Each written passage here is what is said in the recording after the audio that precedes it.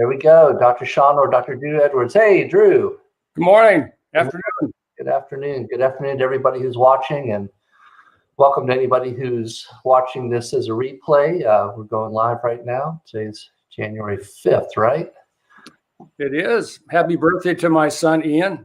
Oh, nice. Happy birthday, Ian, and Happy New Year to everybody who's watching. It's an exciting time of year. So how are you doing today, Drew? Good. How about you? Great. I'm good. I'm very excited. This is our second live podcast here. So got some exciting things to talk about, and I think an exciting year ahead for us and for a lot of folks.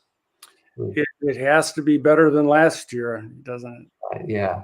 I mean, I think even if we just held the same standard, we'd still be doing better. We would. Yeah. So looks like we've got a good year ahead of us. And so for those of you who are joining us today, this is our second podcast, so it's still a little bit of an experiment, and we're kind of putting the wheels on this bus as we're driving it out of the station. But we did have some good feedback from our first one, and decided to take some of those comments, right, Drew, and maybe create some content for our viewers around what we learned from them last time.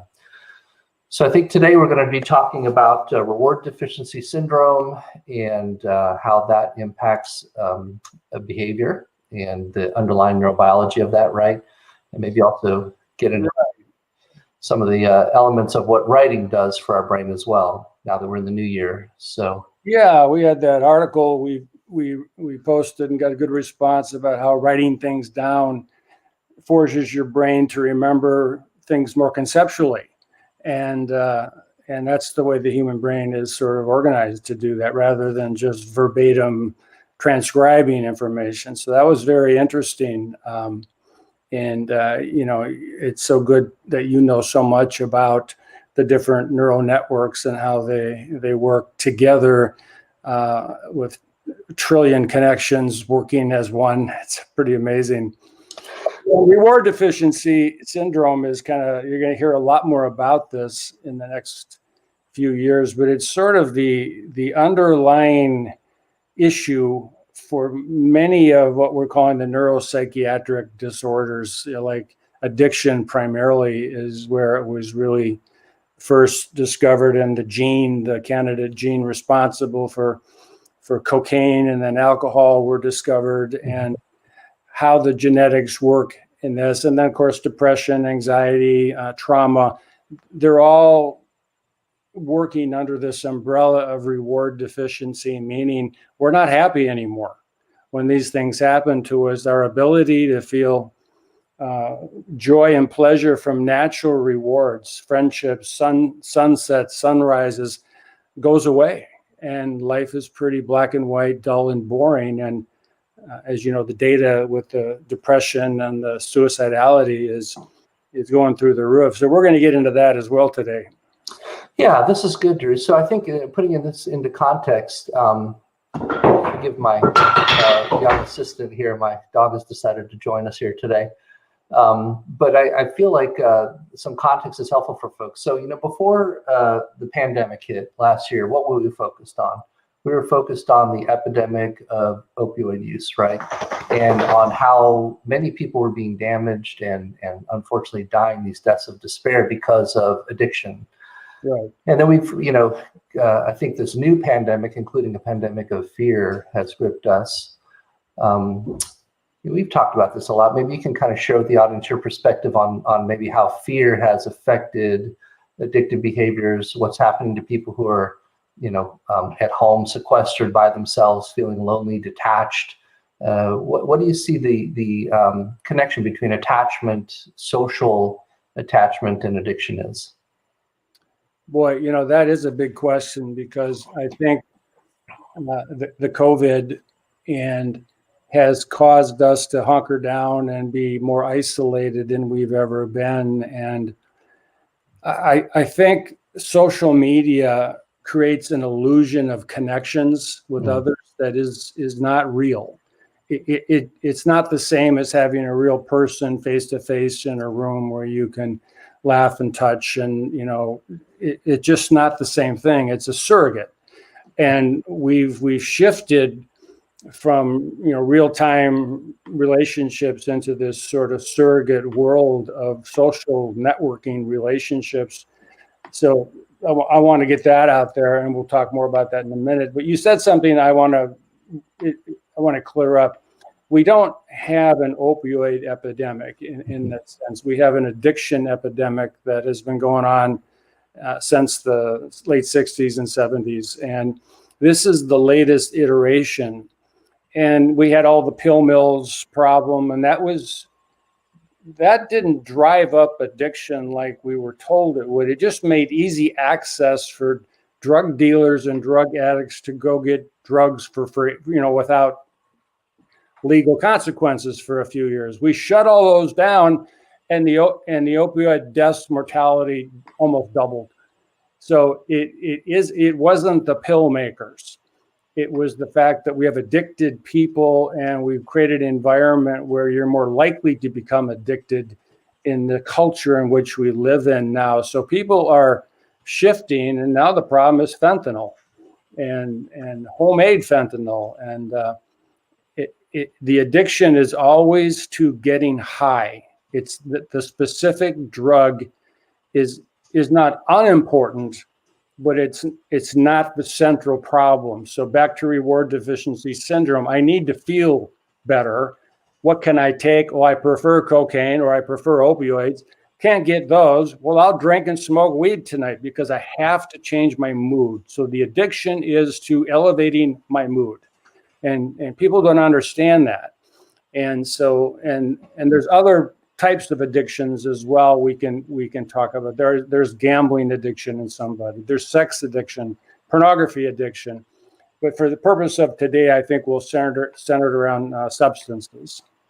And of course, marijuana has been the big issue last couple of years. And, you and I have been strong advocates for not legalizing it because we've seen the damage done. And it's really hurting the places where it's been legalized.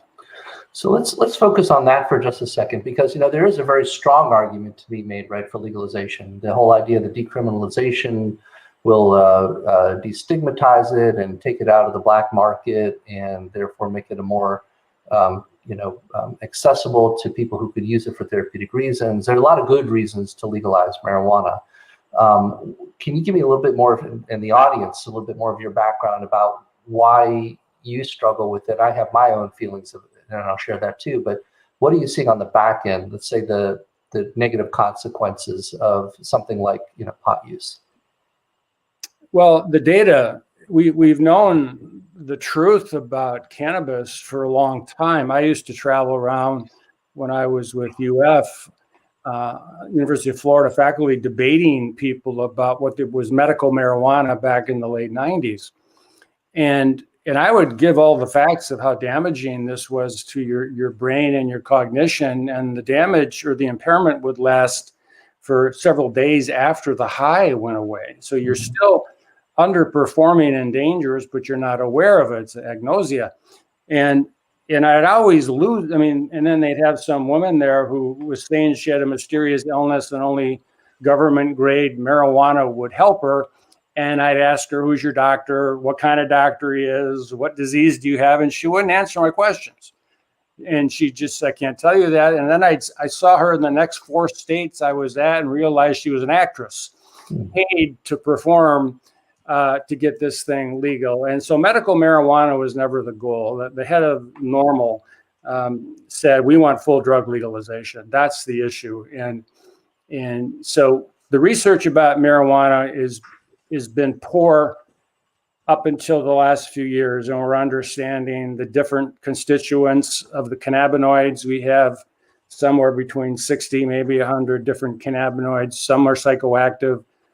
THC, which is the thing that gets you high when you smoke, in the states where it's legal, it's not natural anymore. What they've done is they've boosted the THC level, in some cases up to 90%, like in a gummy or a candy, where the best street weed you could ever buy before that was like 12, 13, 14%. So it's no longer natural. This is an artificially manufactured, commercially available product, and people want the one that gets you highest and gets you more messed up. They don't want the natural one. That's not going to get it anymore. So what you're seeing is this super potent weed.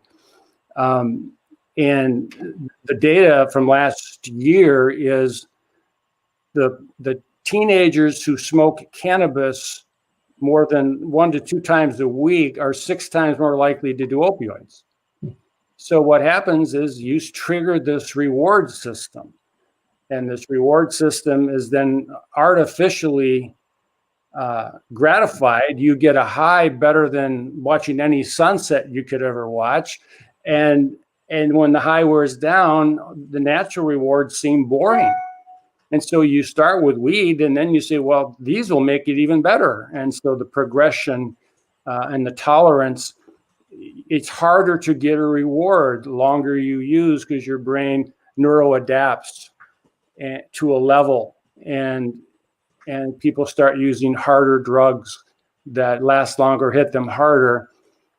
And that's been known for 50 years. We've known the progression of drug use. Now, not everyone gets addicted. If you start at 15 and under, the addiction prevalence is 18 to 20%. If you start at 16 and older, it drops down to 8 to 9%. And that's the developing brain. I think you should comment on the developing brain a little bit, help us understand why the younger brain is so much more vulnerable. Sure. I mean, I think there are probably a lot of reasons. And, one is that the developing brain is constantly going through changes. When guys like you and me get to steady state, we're fairly, adapted, right? But as somebody's growing, they're pruning, they're cutting back connections that are not necessary. The learning is what causes this constant modification of brain function all the way through the late 20s. Those of us who have kids that are still in their 20s, who like to think that they're full-fledged adults and they're out there in the world, but truth is that they're still myelinating, meaning they're still finishing that process of forming their frontal lobes. And the frontal lobes are the part of our brain, as many people know, that gives us our judgment, our insight, wisdom. This is where we learn from experience, our own experiences and other people's experiences, right? So really, we're not finished until we're about 30. Right. And so when you introduce substances that then change the trajectory of brain development in the teenage brain, suddenly that whole process can get interrupted. Where I really started to get concerned, obviously, is a medical doctor was in the ERs when I would see patients coming in after intoxication with marijuana who are having seizures. Yes. And brain damage from that. And so, it really probably some of that marijuana was laced with other substances, and sometimes you couldn't detect what they were, and maybe there was crack cocaine put in there, crystal meth, etc. But even THC itself, in many people, does lower the seizure threshold, making it easier for them to experience seizures. Right. It seems to our most recent insight from imaging using MRIs that look at the function of the brain, which we call functional MRI imaging. It seems like that evidence helps us to understand that part of being high on pot is a disconnect that occurs, a virtual disconnection, right? So our frontal lobes are trying to engage the rest of the brain to modulate our emotions, to help us to smooth out the rough spots in the day. Mm-hmm. To shift our priorities, right? But if you disconnect those frontal lobes from what we call the limbic system, that more primitive part of the brain that's all oriented towards survival, then somebody's operating at a lower level. It's harder to learn new information. It's harder to integrate experience into the life, and feel like to me that's really the big loss there, where there could be maybe an argument for. And I think there's an argument in some cases, in many cases, maybe for medicinal use of marijuana. And that is not just THC, but also CBD. We can parse out those nuances and talk about it from a rational perspective. I think that from the recreational perspective, when we're seeing people out there getting intoxicated, a big price that they're paying for that momentary pleasure is a degraded quality of brain function.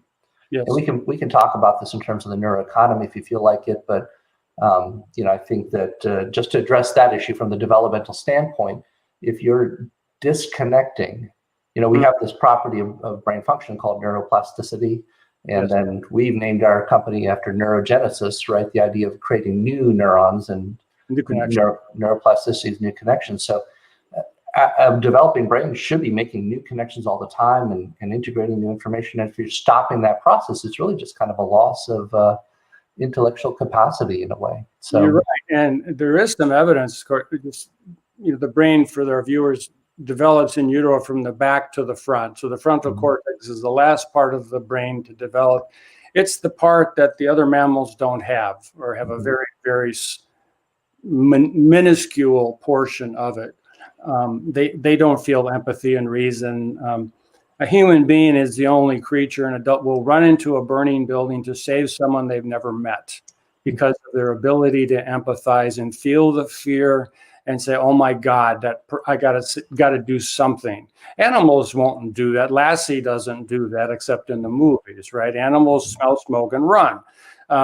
So humans have this unique brain. It's totally unique in that sense. The thing about or smoking marijuana, the thing that people don't understand is that THC does affect you, but we have a natural cannabinoid called anandamide, and anandamide was discovered less than 20 years ago, or a little more. And anandamide is a natural occurring cannabinoid that does all kinds of wonderful things for your brain. However, when you smoke marijuana, it's a lipid-soluble drug, unlike alcohol or cocaine. So your body doesn't have a way to metabolize it very efficiently. And so it occupies the receptor where anandamide should be there. But anandamide now can't attach to the receptor. So not only do you get the impairment from the THC, you lose all the benefit of anandamide. And the anandamide is very important to human functioning and growth and development, pain, all kinds of wonderful things happen from anandamide. Now, CBD seems to replicate some of those things in some people, right? And we've seen stories where people say, I tried everything and I rubbed CBD oil on my aching back and it worked. Other people say it won't work.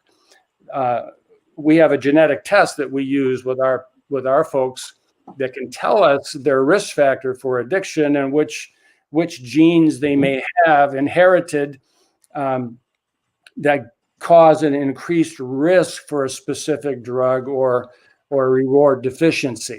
They're more likely to be depressed or anxious or have a preference for opioids versus methamphetamine, things like that. We can determine that now with a saliva test, which is pretty amazing to go over that. You just had an experience with one of our new patients with that. Yeah, and I'm kind of splitting my attention as you're talking here. I'm listening in one ear and paying attention to one of our viewers, Aubrey Adams, who's chiming in here. Really glad to have you here, Aubrey, and thanks for sharing this. She's asking some questions about high potency marijuana, so we can get to that in just a minute, and some data that I've just pulled up here.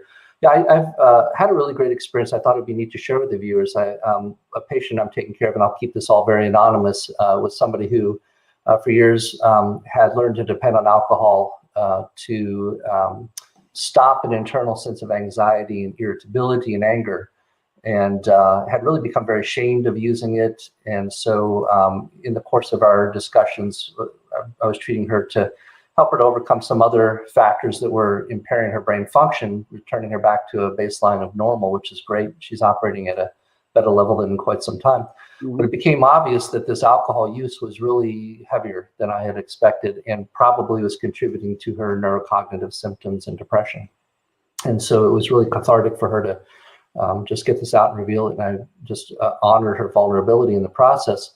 What we did was we ordered this GARS test, a genetic test that looks at addiction, and gave her the GARS, which is the genetic addiction risk score. And it was really a beautiful thing to watch, Drew. You know, she, for the first time in probably decades, I'm assuming here, since she was young, felt relieved of the burden that this is a character flaw.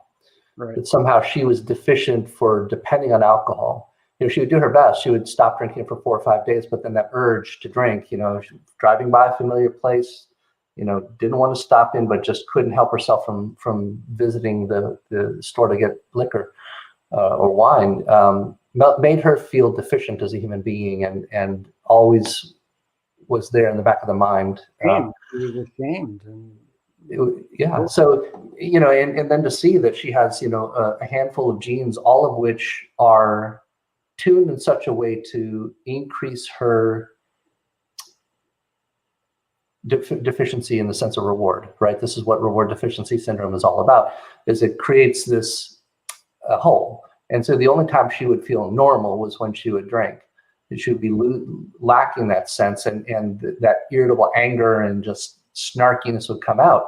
So to see this was so liberating. It was just really great to watch that evolution and then get some interventions into place from a medicinal perspective, from a supplement perspective, get those strategies in place that will relieve that burden, because now we can start to work through epigenetics. Do you want to talk a little bit about epigenetics and how this all plays together?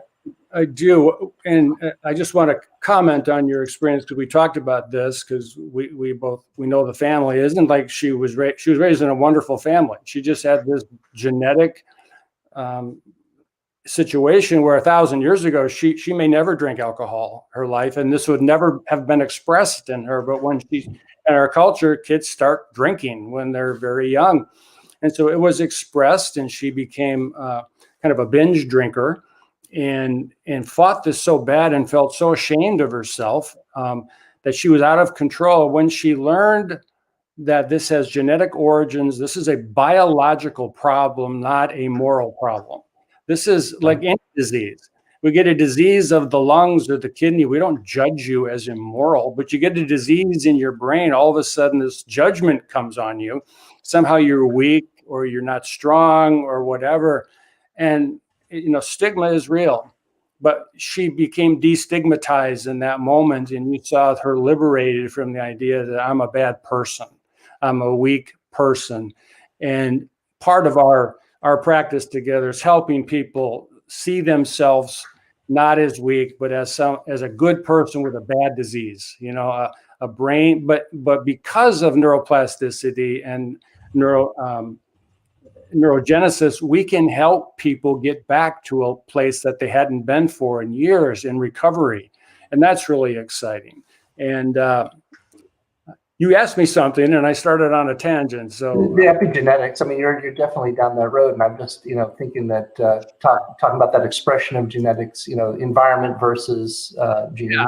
Well, let me tie it into the brain with this story, so we understand reward deficiency and the two parts of the brain. You mentioned the limbic brain. People call this the midbrain, the hedonic brain. It's the very I want it now brain, right? It's the child brain. So I had this experience. My two kids were 8 and 6, and I cooked Toll House cookies, and I made a dozen of them, and they smelled them. They came running down, and I said, I got to run to the office. I'll be back in a half an hour. Your mother's in the backyard working. I set the timer for 10 minutes. When the timer goes off, you can each have one cookie. How many cookies were left when I came home?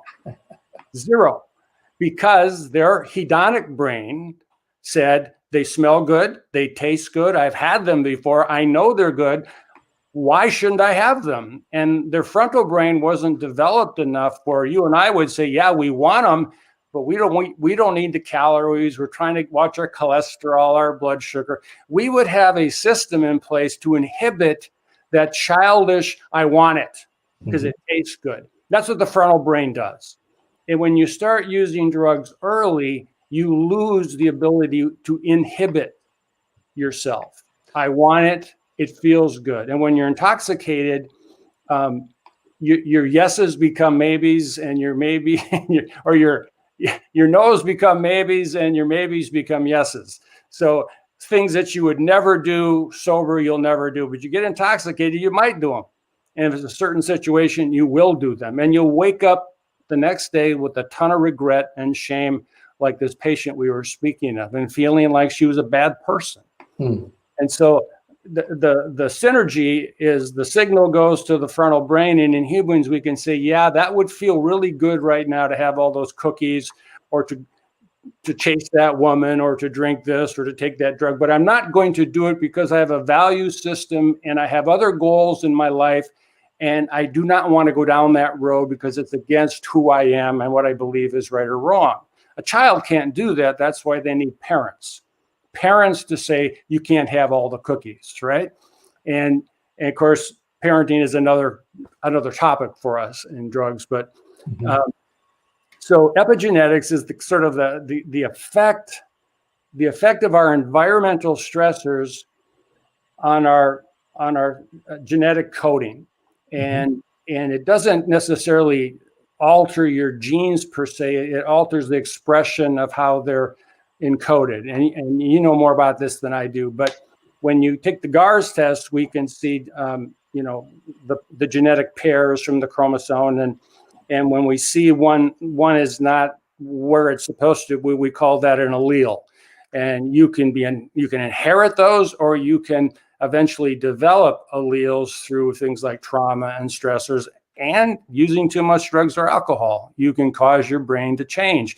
The neuroadaptation, where pleasure is no longer easy to get except for using drugs or alcohol. That's why people want, to Aubrey's question, they want the high potent marijuana because that gives them the best kick for their dollar. But there's a price to be paid on the back end, which is that neuroadaptation. So yes. Good. This is great. No, very, very helpful. So I wanted to post, you sent me some diagrams to post up here, and I'm unable to do that. I need to reconfigure our broadcast thing. So I should have experimented more beforehand. Sorry about that. But for viewers next time, I'll include these links in the diagrams below, or in the chat box below, so people can take a look. And I think you did a really good job. I think you've heard me describe before that you can take a fish out of water and put it in sewage, and you can give it the best pep talk possible, but it's just not going to operate the same way. Right.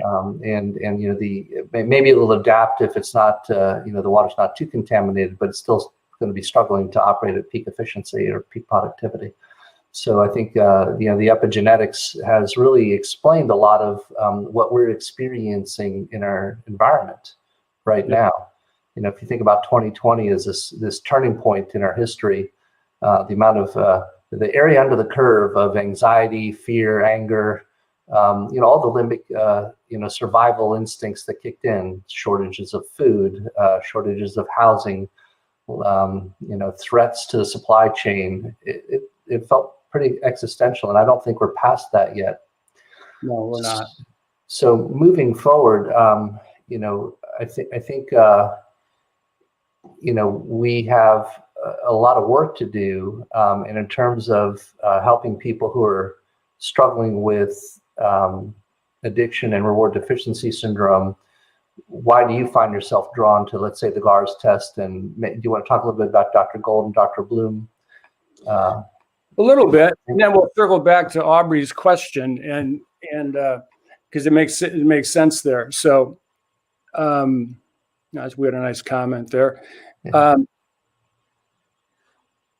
I just put up some data here. Actually, let's talk about this for a minute before we get down that track. So I found a couple of studies. I'm going to put one up here. Interesting study in PubMed talking about the risks of high potency THC. Aubrey asked this question, is there any science that proves that high potency marijuana, 10% THC is higher or safe for the adult brain?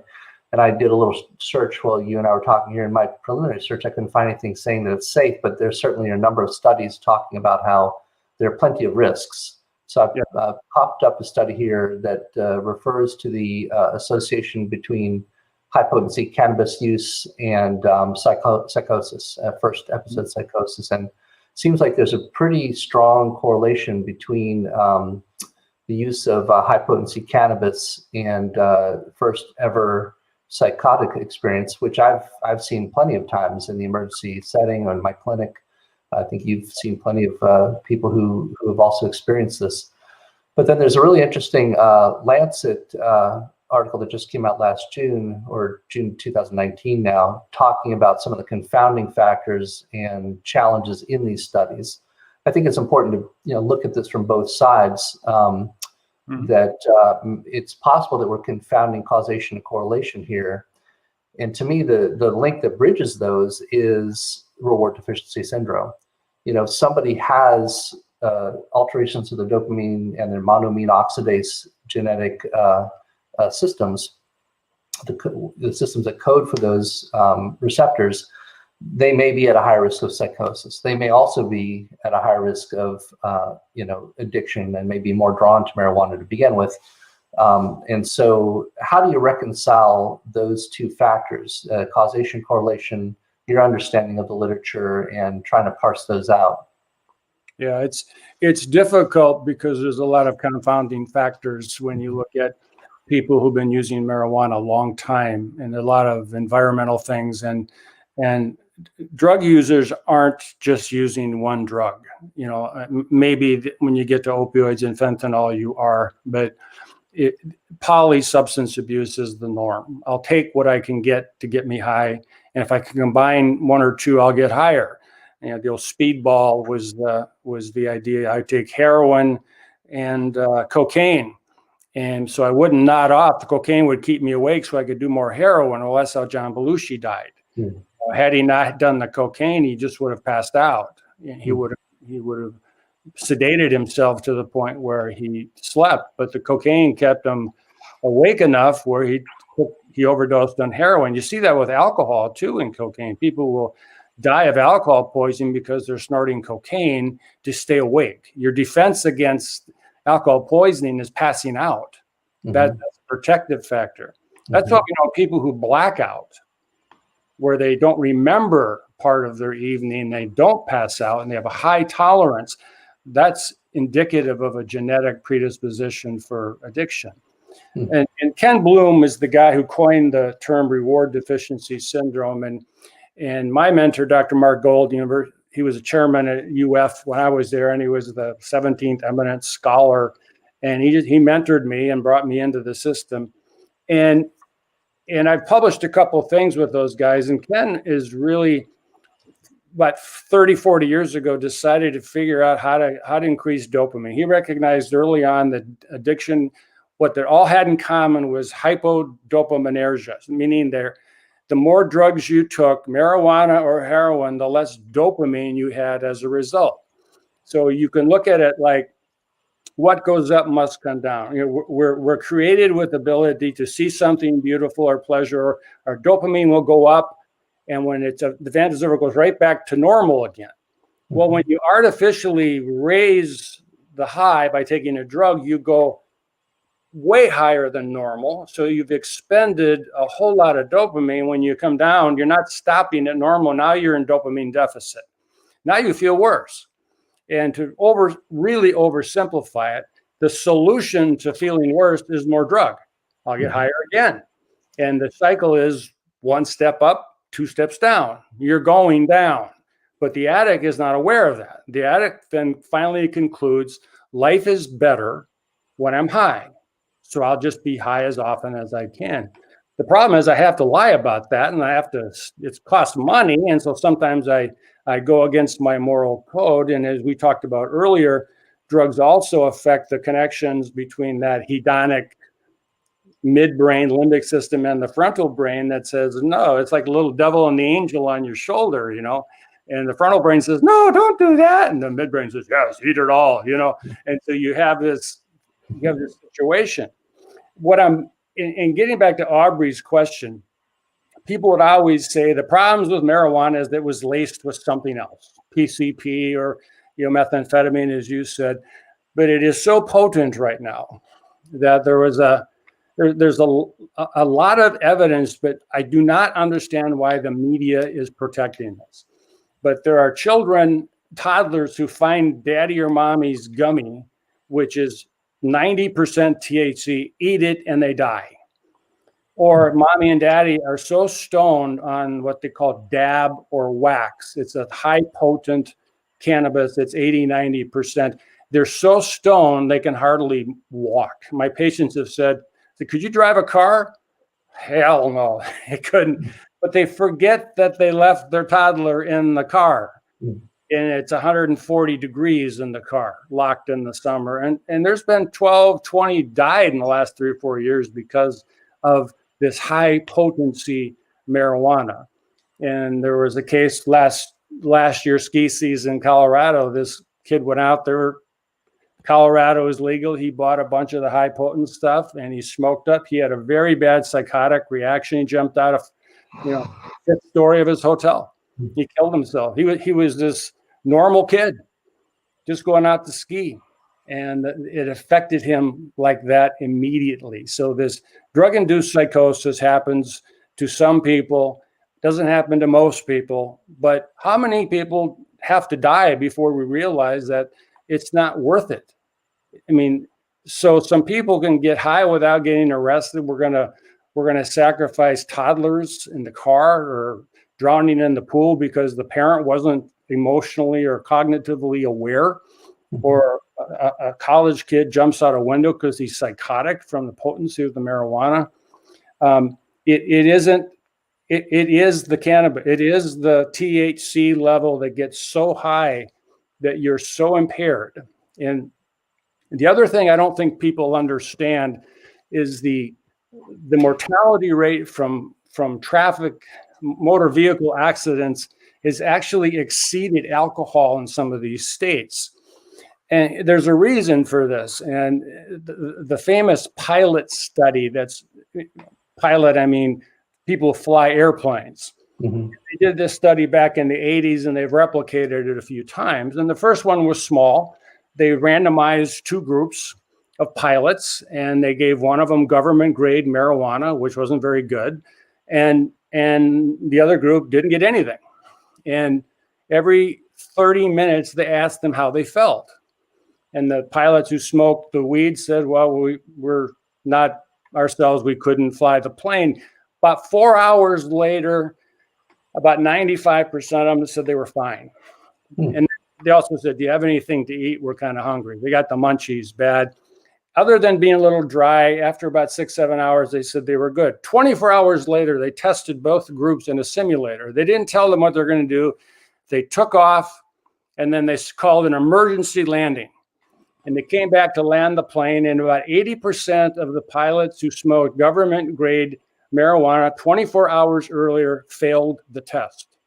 They did not land the aircraft safely, meaning people got injured or died. And what we figured out from these tests is that the impairment from marijuana lasts 2 to 3 days after the high wears off. So the subjective high that you feel goes away. You think you're okay. And you may be able to drive a car okay until you have to make a quick decision. Mm-hmm. And then having to make a quick or multitask. That's what the pilots said.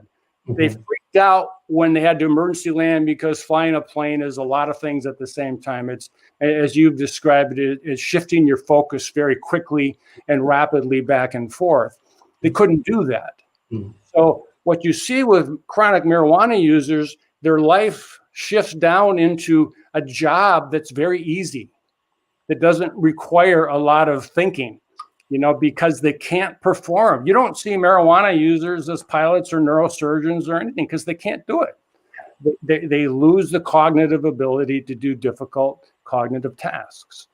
Well, when you consider, how easy it is to have brain failure just from missing one good night of sleep or being a little bit dehydrated, being somewhat deficient in a vitamin B12, yes. Having an inflammation in the body, all of these different factors can degrade performance. And somebody's a high performer who may suffer, 5 IQ point loss may impact them significantly. Then you add on something like this, which is such a powerful intoxicant that functionally disconnects the frontal lobes, which is where we do all of our set shifting and we maintain our knowledge base and our quickness. That makes a lot of sense about that. The stereotypical pothead downward drift kind of thing that happens here. So, but I have a lot of hope. I mean, it seems to me that now that we're understanding this from a different perspective, it gives us a different target. So, I guess I would ask the question, why is it that I suppose different people have different reasons for using marijuana.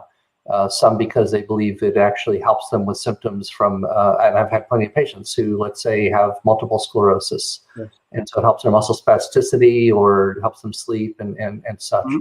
But then there's a large group of people who are maybe like this young lady who I was describing earlier, who's drawn to the substance because it's the only way that she knows how to get normal again. How would you encourage them to think differently? Because I know this is something that brings up a lot of emotion. Right? People get very, very angry and emotional about this. And so how can we talk about this from a place where it doesn't necessarily make people feel judged or criticized, but maybe help to shift their focus so that they understand maybe there's a better way of handling those symptoms or a better way of living? I think part of it is when they start it, they feel it's fairly benign. Some people have very bad experiences with it the first time they use it. They'll feel very out of control and they don't like the feeling. And I was one of those. I didn't like it at all. I got very paranoid, and this was on the cheapest Minnesota-grown marijuana on the planet. It only grew for 2 weeks, right? So I don't know what percent. It was probably less than 1, but I had no ability to handle this. I'd curl up in the fetal position. But there are people who the thing we know about THC, it'll give you a 3 to 4 hour vacation from whatever's stressing you. It will. And so they see the upside of this. It relaxes me. I can think deep thoughts. But what they don't understand is, and the trying to think of the Scripps Center did this wonderful study probably 10 years ago where they talked about emotional unavailability. A guy comes home, he's married, got kids, and he gets high on the way home, and he says he spends a lovely evening with his family. And he's not out drinking, he's not out doing horrible things. And then they asked his kids, how is your dad? He just sits in his chair all night and never does anything. Now he's high, he's feeling good. Therefore, his perception is life is good. I'm with my family, I feel good. But his family is looking at him and going, Dad, hello. He's not emotionally connected with them. He's in marijuana land. He feels good. He thinks he is good. And that's universal among addicts. If I feel good, then life is good. With marijuana, it lasts a lot longer. The idea is that the impairment, and because we don't know how to break it down, it stores in the fat, in the gonads, and in the brain. And we don't know exactly the mechanism for elimination of it. How is it broken down? So it hangs around a long time. So this is interesting. I just followed that lead that you just gave us here. So I found some information for people who are interested in reading more about this. But, when you think about empathy, and you're talking about this, you're using the father who comes home and he's relaxed, but he's not connecting. What is empathy but the ability for us to connect with each other? Mm-hmm. So some of our viewers may know this, maybe some of you don't, but we have a whole network of brain cells, neurons in our brain, that are empathy neurons. They enable us to detect the emotions and the body language of somebody else in our environment. And so if you think about it, we make a mistake, right? We talk about how somebody's so empathetic. Empathy is not necessarily a virtue. Empathy is a skill. The ability to read somebody else's body language is very important if you're going to go into a fight. You want to know what somebody else's disposition is towards you so you can protect yourself. But we tend to give it a virtuous, character because compassion it requires us to have empathy, right? And so compassion and empathy are kind of next door neighbors. And I like to look at compassion as empathy plus, the virtuous desire to help somebody else based on their perceived need. But if you just distill it down to the basics and the wiring and the networks, empathy is a skill, and it's a useful one that enables us to work in a networked environment with other people. We build things together. We work in a group. If we don't have any kind of understanding of how other people are feeding back to us, we miss out. We miss a lot of the nuance, right? And this is where people with autism struggle a lot. People with autism, it seems, have a lower population of empathy neurons. Mirror neurons is really the technical term for it. So a lot has been made of the mirror neuron network, but if you really get down to it, it is what encodes our skills around connecting with other people and empathy. Mm-hmm. So if marijuana use reduces the ability to empathize, it does bring up a bunch of questions in my mind. How much of that is because there's a decreased perception of a need to connect with other people? Maybe part of that is just the lack of anxiety or lack of need to connect with others because of this relaxation that may take place. On the other hand, how much of it is actually a functional disconnection? Just like the frontal lobe seemed to unwire from the limbic system with marijuana, I'm wondering if maybe cannabis also downregulates the function of the mirror neurons. I would kind of think maybe it does. I think it does. And I also remember reading something about demyelination over time for persistent marijuana users. So their neural network demyelinates. Myelin is this fatty substance that coats our nervous system at puberty, and it increases our bandwidth. It's like going from dial-up cable, if you ever remember AOL, through your phone line to high speed, internet. That's kind of the difference between a child brain and an adult brain, is the bandwidth. And if you demyelinate, you affect and actually reduce connections and the amount of information. I've been around a lot of people who have been high, and it's no fun because they're in high world, and they will actually look at their button on their shirt, and for 10 minutes, they're fascinated by the little threads. Their focus, it can be on something so inane and unimportant, and they want to tell you about it. And if you're stoned with them, you may enjoy that conversation. But if you're not, you're thinking these people are fools. So you always know, people like to get high with other people, because straight people are killjoys for them because they just think this is silly. And so back to the example of the person in the family, he or she feels good and is interested in their little world and the perception that has been altered by THC, but other people can't relate to that.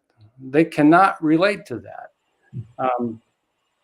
I knew a guy, if you can remember way back before cable TV, when the television went off at midnight or 1 o'clock, you get this screen with just, white and black dots. Mm-hmm. I knew these guys who were stoners. They used to sit and watch that for an hour and call it the fly fights. They'd envision these dots as flies fighting, and they would be totally entertained for an hour watching this nothing on the screen. And that's part of the problem with marijuana. It shifts your focus into a world that most normal people can't relate to very well. This is all really, really good stuff. So, I just did a little literature search here as we're talking. It seems like this is an area that's really ripe for research. Not finding any kind of data that talks specifically about the mirror neurons. But, if you think about it from a mechanistic standpoint, I'd like us to start to shift, and you alluded to this earlier, but I think it would do a great service to everybody in the research community and the neuroscience community if you start to think about intoxication with marijuana and maybe the predisposition for it as anandamide deficiency. So, Parkinson's is a disease of dopamine deficiency, right? Chronic fatigue is a deficiency of acetylcholine and adrenaline. Alzheimer's is a disease of acetylcholine deficiency. Depression is a disease of serotonin deficiency, roughly speaking. There are a lot of other mechanisms that are involved, right? But that's kind of the rough overview of it. And really, from a certain perspective, when somebody is intoxicated with THC and they've hijacked that system, and the effects wear off. Now they're deficient in the anandamide system, or at least it's been altered in some fashion to create a functional deficiency. So I think maybe thinking about this in terms of anandamide deficiency as part of reward deficiency syndrome may be a useful shift that can enable us to start to be more mechanistic in the way that we think about intoxication and everything that comes with it. Do you feel like that's a useful perspective? I think we're starting to understand the role of anandamide, and the push for medical marijuana was likely due to the effect of CBD. You know, you smoke weed, half of it's CBD, half of it's THC, roughly, the plant material. To make it stronger, you had to eliminate the CBD, the protective part of it.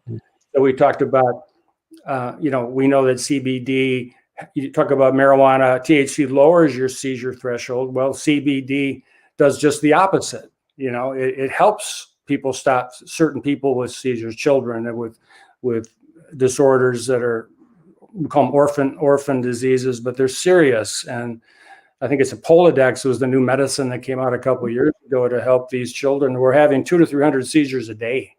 I mean, their life was terrible. And then the study looking at CBD as medicine has been done, did double-blind placebo-controlled studies, and they came out with a Polodex. That's the way you do it.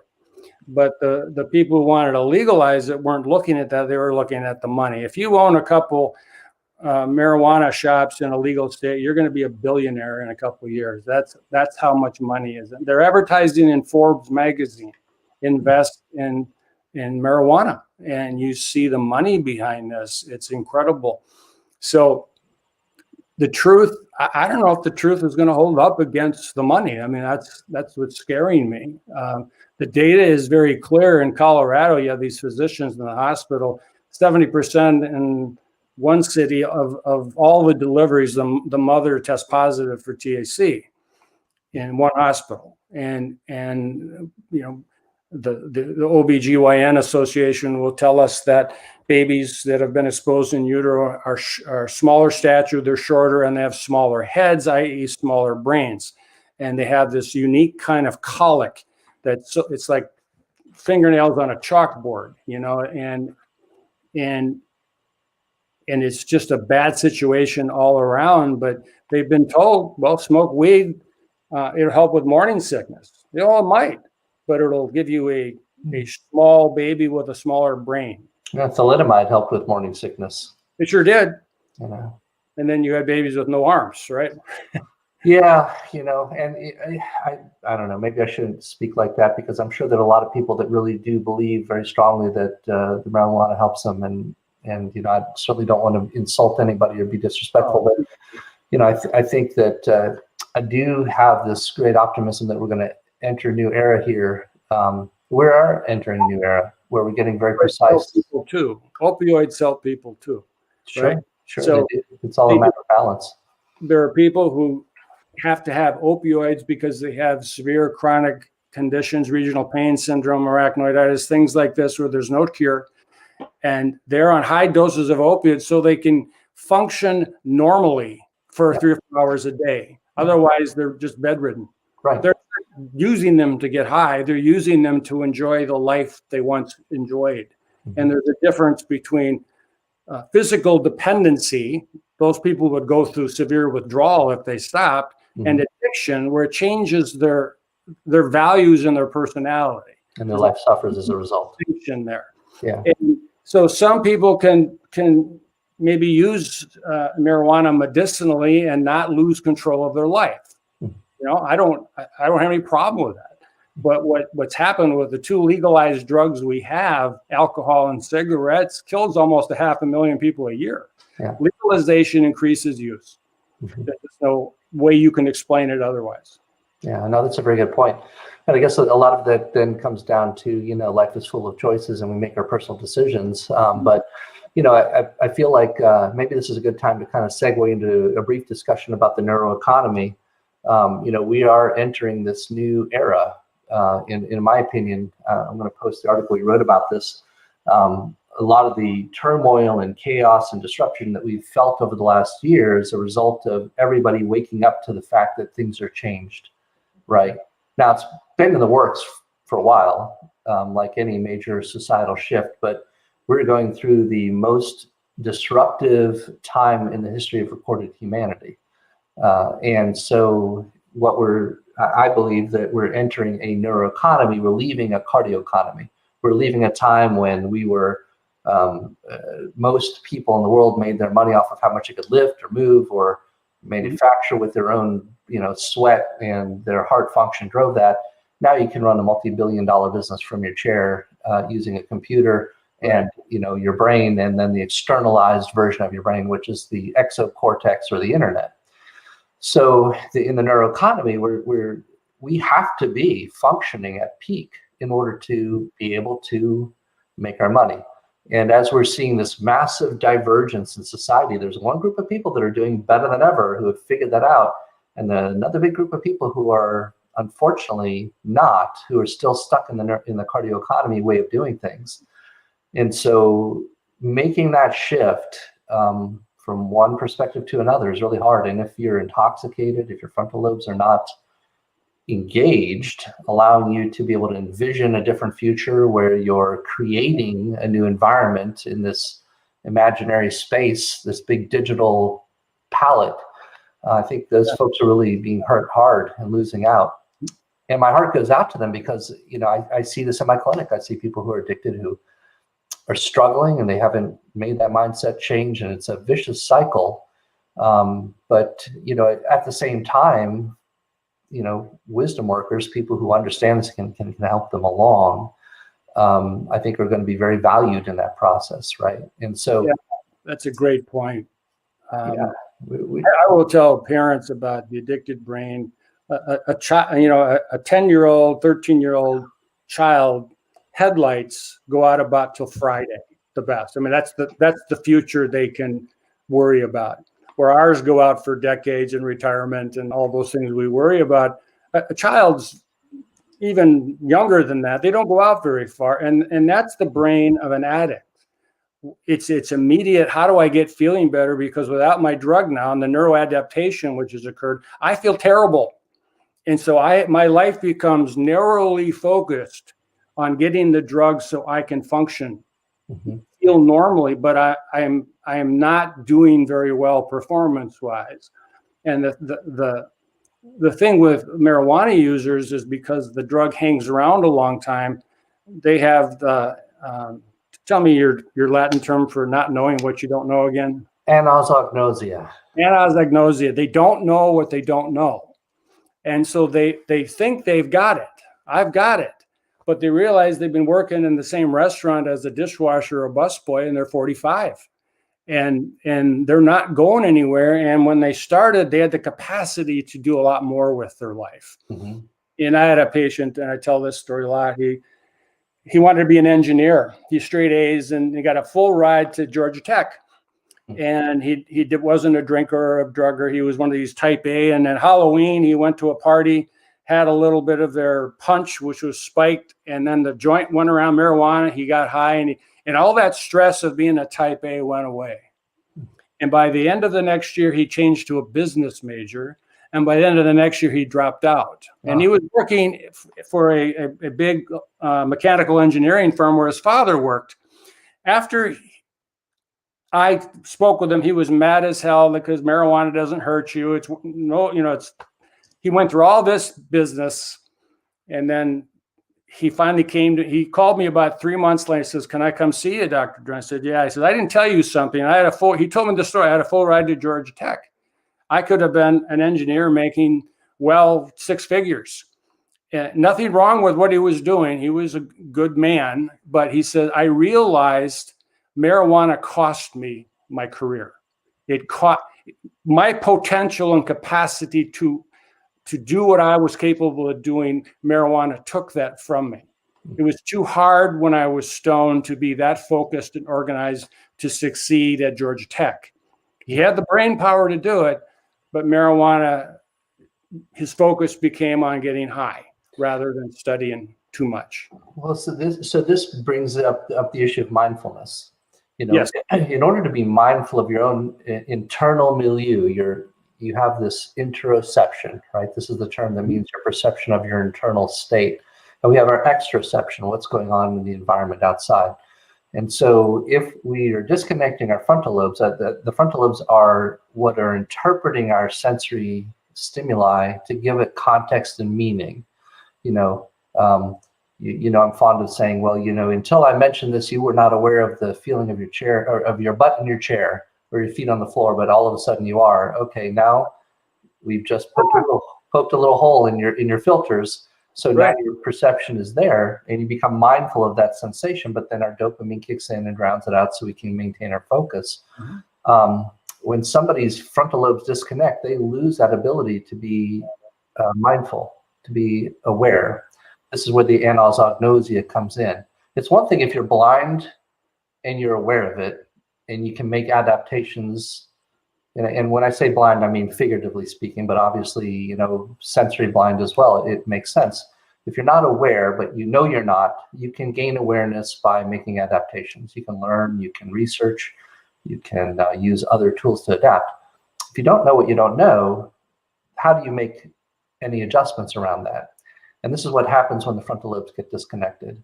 And you and I see this all the time in somebody who's had traumatic brain injury. Right. If somebody is actively intoxicated, or if they're suffering from the after effects, the secondary effects of intoxication. If somebody has PTSD and they're mentally incapable of processing the severity of it, and they become withdrawn. So that anosognosia is a very dangerous thing, because once you start on that slippery slope, other things happen and they accumulate, like you just described with this person who went from alcohol to marijuana. So, but I would say marijuana does that more severely than most of the other drugs as far as your awareness of your problem, because it stays in there so long. You are impaired for probably days, maybe weeks, in your cognitive ability. You don't feel impaired. That's why there's so many accidents. You feel like you can drive. If you're really drunk, most of us know we don't drive if we were drunk, whenever that was. But when you're a marijuana user, you're not aware that you're impaired. That makes you very dangerous, right? Yeah. And maybe you're not out robbing banks or kidnapping children, but your ability to handle difficult situation is impaired, and you're not aware that you're impaired. And so when you begin failing in life, you blame other things. It can't be that I'm a failure. It must be other people. My boss hates me. I didn't like school. And you see all these rationalizations. And what treatment is to help people see the blind spots. So you build trusting relationships with other people, maybe an addict who's been there 2 weeks longer than you, and said, dude, I used to say the same thing when I got here. I blame my wife or my job for my problems. You're doing exactly the same thing. You're afraid and you're hurting and you're not talking about that. And that's what treatment is helping them see themselves without judgment. And teaching them that you have an illness that isn't your fault. You didn't want it. You're not a bad person, but it's still impairing you and ruining your life. And you need to look at this and make a choice what you're going to do. And it's very hard for people to do that. Sure. I mean, in some people, it feels like trying to encourage a colorblind person to see a color they can't see. Right. Yeah. And, there really has to be a massive change and an overhaul to help them to grow those connections in order to be able to see the change. But that's part of what is so exciting about this new time that we're entering. Oh, yeah. Is that with the right kind of tools and strategies, we can help people to see what they couldn't before. And we can reconnect. And, that's probably maybe our next podcast as we talk about some of those strategies. I'm going to make a note of that. So brain building strategies to help to overcome anosognosia. So, yeah, talking about even just, you have educated me so much on just the supplements that are available to us over the counter that can do miraculous things for your brain. And we'll talk about the one we discussed yesterday, because it helps. It really works. And people, and there's a bias towards pharmaceuticals in medicine, right? No one would disagree with that. That's how people are trained. But there's a whole nother world out there that all pharmaceuticals come from some plant, or I guess maybe some come from an animal, but there's a whole lot of things. And when I met Dr. Orr, he was taking care of a retired physician who was about 2 weeks from death. And through the use of supplements and some other things that he recognized as a top neurologist, he got this guy up and walking. And this guy's he's ready for independent living now, where he was written off. He was in a hospital just dying, and now he's going to live. And it's amazing. So we'll talk about that on maybe our next podcast and how this relates to all the things. And in recovering people, they need to do this too, because of the neuroadaptations and the damage from the addiction, they are deficit in a lot of areas besides neurotransmitters. And we can genetically test for some of these things as well. So good stuff.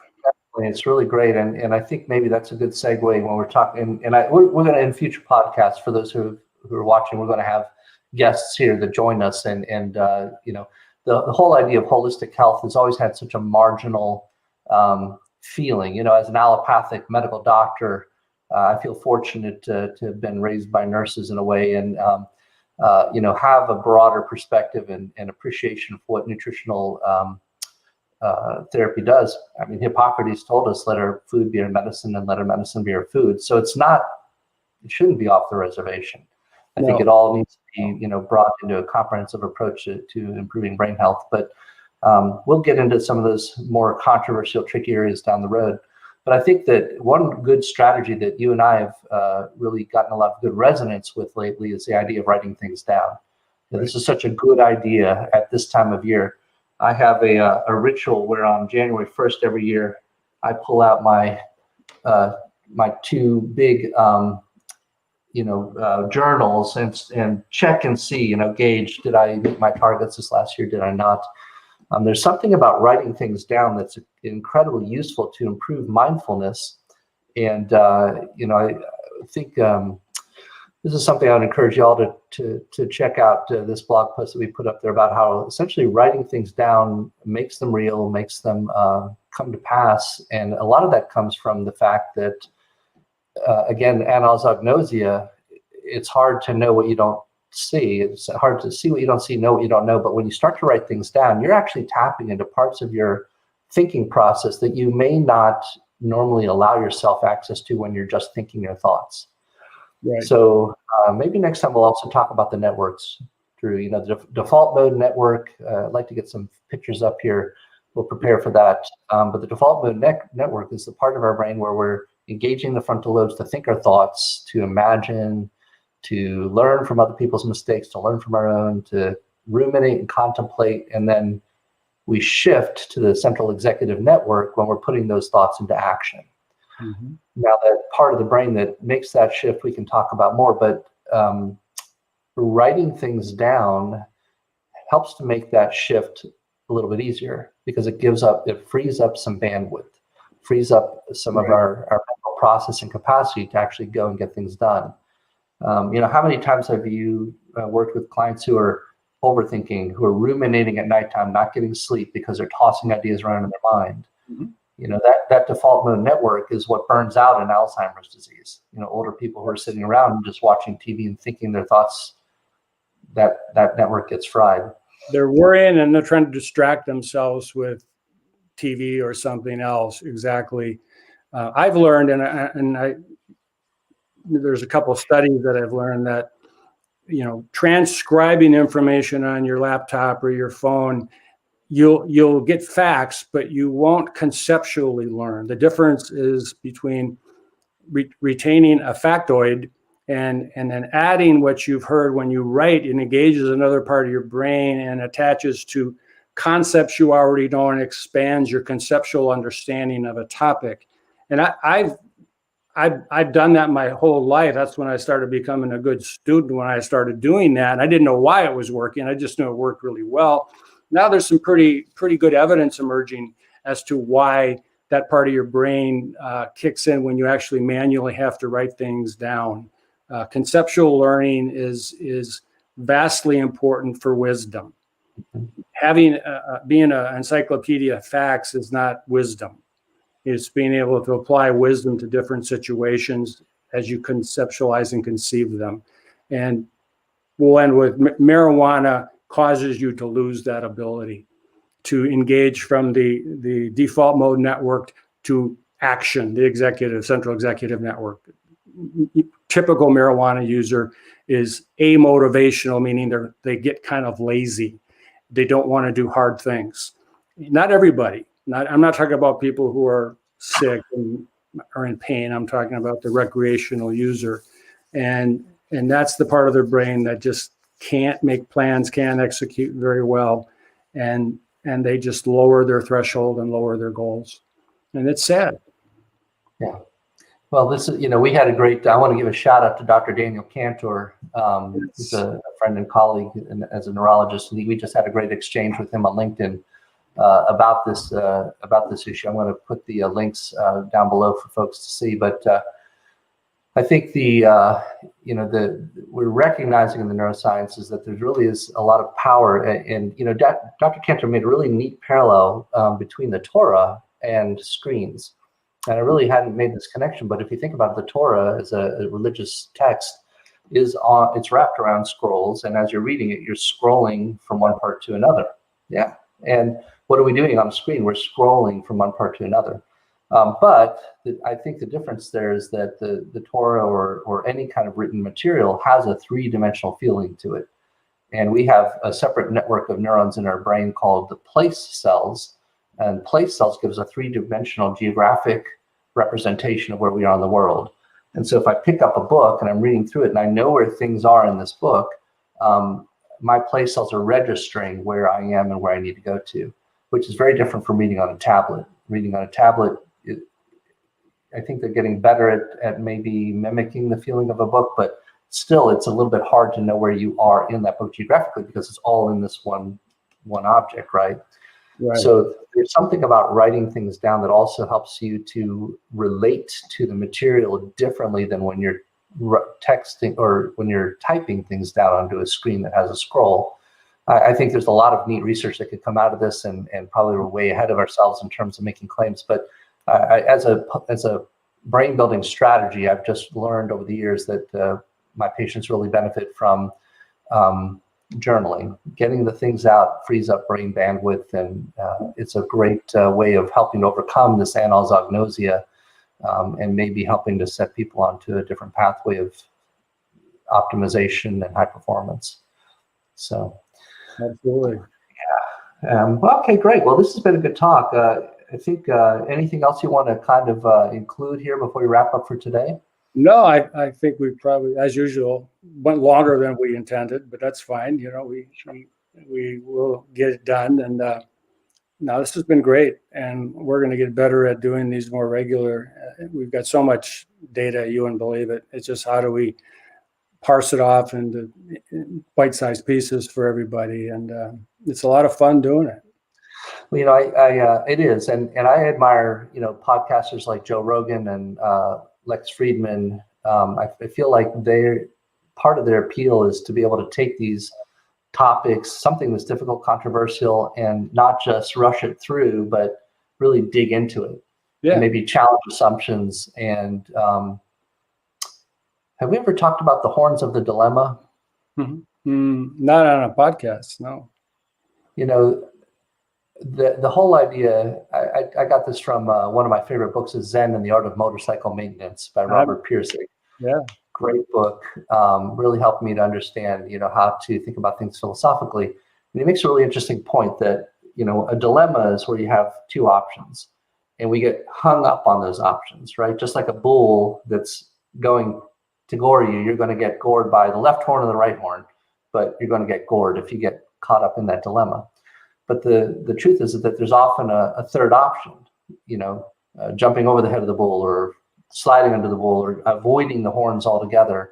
And I think so much of our time is spent caught up in these constructs of conversation, which don't have to be a dilemma. It could be a trilemma. It could be, 5-10 ways of thinking about things. And the mental shortcut of distilling it down into two different options makes it easier to process, but we really lose a lot of fidelity and a lot of nuance in the conversation. we And all do. that is to say that I could literally do this with you for like 3 hours. And, people who are friends of ours know that you and I will sit around and talk for hours. I almost wish we had just a roaming podcast rolling with some of our discussions because it'd be so interesting. Insomnia, you could put it on and fall right asleep. Right? Yeah. No, don't be hard on yourself. I think you're one of the most fascinating people I've ever met. I really feel very lucky and blessed to be connected with you, Drew. So, but thanks. We'll start to invite other people into this and get their perspectives also, and start to do this on a regular basis. So, I think our next podcast we're looking at doing on Saturday afternoon with Dr. Glenn Kaluri, the neurologist and hospital-based neurologist who has had a lot of experience with working on the front lines in coronavirus. And he's going to come and join us to talk about his experience of what it's like to be taking care of people in an environment where, what he can normally do is being restricted because of resources or because of just the practical realities of having to use PPE and be sure hospital politics and all those things. I'm really interested to hear what he has to say. And an interesting guy. He's so smart and well written. Yeah, he's a brilliant guy. Amazing. So I encourage all of you to come, and I just want to thank our guest Aubrey Adams today for all her great input. Thank you, Aubrey. Yeah, great to have you weighing in, and I hope I think both of us hope as we build this podcast that we'll have a larger audience of followers and can start to really make an impact with this. So Aubrey has she's been very involved in the whole marijuana legalization, but she started a group called Every Brain Matters, and understanding that, we have to get the message out. And because she had come and knew about the psychosis in some people from smoking marijuana who are marijuana naive. And it really tugged at her heart, and she's been personally affected by this. So this is a great organization, and I support them, and we'll put a link up to them as well.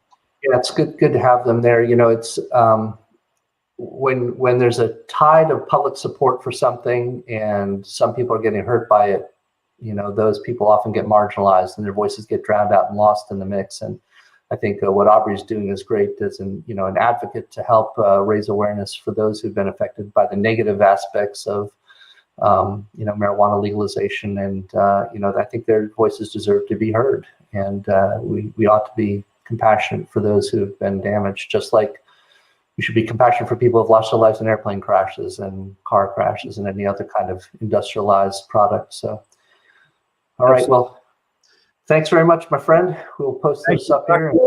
Good to see you again. And we'll talk to you soon. Bye. All right. Bye-bye.